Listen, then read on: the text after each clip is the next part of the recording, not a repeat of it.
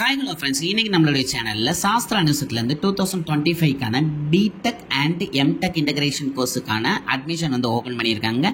அத பத்தி தான் கிளியரா பார்க்க போறோம். அதுக்கு முன்னாடி நம்மளுடைய சேனலை இன்னும் நீங்க சப்ஸ்கிரைப் பண்ணலாம், சீக்கிரம் சப்ஸ்கிரைப் பண்ணிக்கோங்க. வாங்க வீடியோக்குள்ள போலாம். ஃபர்ஸ்ட் சாஸ்திரா யூனிவர்சிட்டியை பத்தி கொஞ்சம் டீடைல் பார்த்தறலாம். சாஸ்திரா யூனிவர்சிட்டியை பத்திலாம் மொத்தம் 3 கேம்பஸ் இருக்கு. தஞ்சாவூர்ல இருக்கக்கூடிய கேம்பஸ் தான் மெயின் கேம்பஸ், அதுக்கப்புறம் கும்பகோணம் கேம்பஸ், அதுக்கப்புறம் சென்னை கேம்பஸ் அப்படிங்க 3 கேம்பஸ் இருக்கு.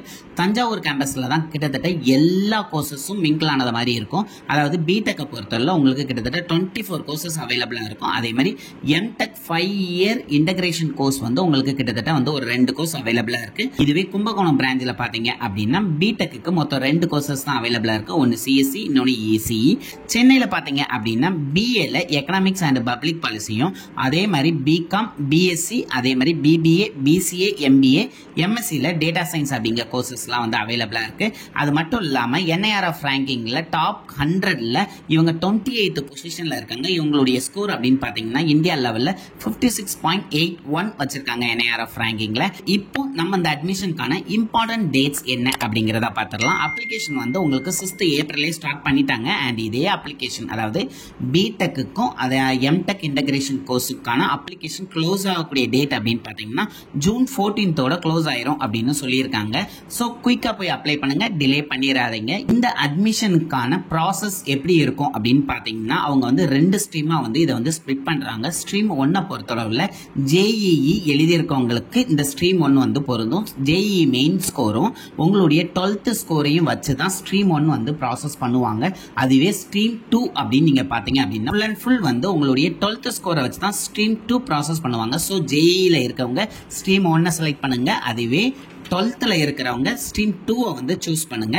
அண்ட் இதனுடைய சீட் அலோகேஷன் எப்படி இருக்கும் அப்படின்னு பாத்தீங்கன்னா இப்போ 100% சீட் இருக்கு அப்படின்னா உங்களுக்கு 20% ஆஃப் சீட் வந்து திருச்சி, தஞ்சாவூர்ல இருக்கக்கூடிய ஸ்டூடெண்ட்ஸுக்கும், 30% ஆஃப் சீட்ஸ் வந்து தமிழ்நாட்டில் இருக்கக்கூடிய ஸ்டூடெண்ட்ஸுக்கும், பேலன்ஸ் இருக்கக்கூடிய 50% ஆஃப் சீட்ஸ் தான் வந்து ஆல் ஓவர் இந்தியாவில் இருக்கக்கூடிய ஸ்டூடெண்ட்ஸ்க்கும் வந்து அவங்க ஸ்ப்ளிட் பண்ணி கொடுக்காங்க. தஞ்சாவூர் கேம்பஸே மேக்ஸிமம் வந்து பிடெக் ஸ்டூடெண்ட் வந்து தேர்ந்தெடுக்கணும் அப்படின்னே சொல்லுவேன். ஏன் அப்படின்னா பிடெக்ல மட்டும் கிட்டத்தட்ட வந்து 24 கோர்சஸ் வந்து அவைலபிளா இருக்கு. அதுவே பிடெக்ல வந்து மைனஸ் ஸ்பெஷலைசேஷன் அப்படின்னு எடுத்தீங்க அப்படின்னா அதுல ஒரு 10 கோர்சஸ் வந்து அவைலபிளா இருக்கு. நிறைய பேர் வந்து என்ன செய்வாங்கன்னா எம்டெக் இன்டகிரேட்டட் கோர்ஸா ஒரு 5 இயர்ஸ் சேர்ந்தாப்ல முடிச்சிடலாம் அப்படின்னு நினைக்கிறவங்களுக்கும் வந்து எம்டெக்ல இன்டகிரேட்டர்ல பயோடெக்னாலஜியும், அதே மாதிரி இன்டகிரேட்டர்ல மெடிக்கல் நானோ டெக்னாலஜி கோர்சஸும் அவைலபிளா இருக்கு.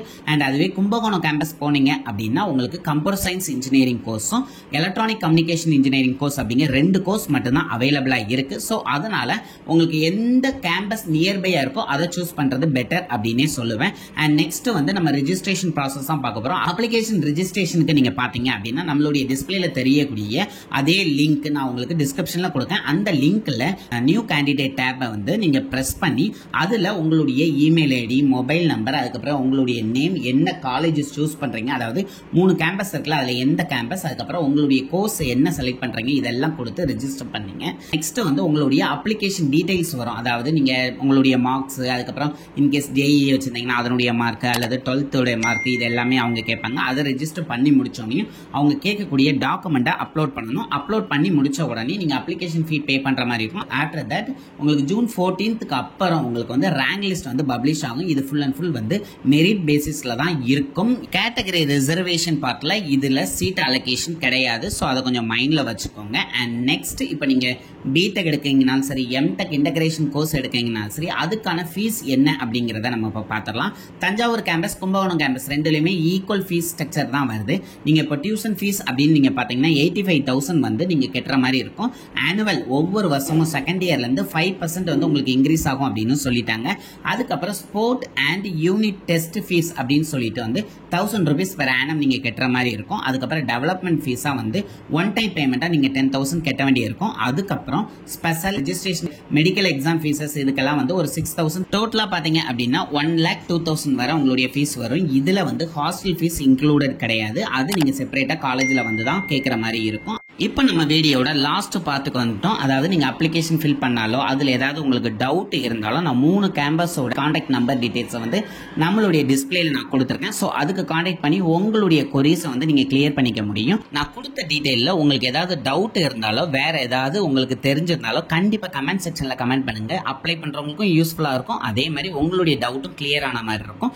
நிறைய யூனிவர்சிட்டியோட அட்மிஷன் ப்ராசஸ் வந்து நம்மளுடைய சேனலில் வந்து போஸ்ட் பண்ணுவோம். ஸோ அதனால நம்ம வீடியோவை நீங்கள் கண்டிப்பாக சப்ஸ்கிரைப் பண்ணிக்கோங்க. உங்களுடைய ஃப்ரெண்ட்ஸையும் சப்ஸ்கிரைப் பண்ண சொல்லுங்க. Thank you friends.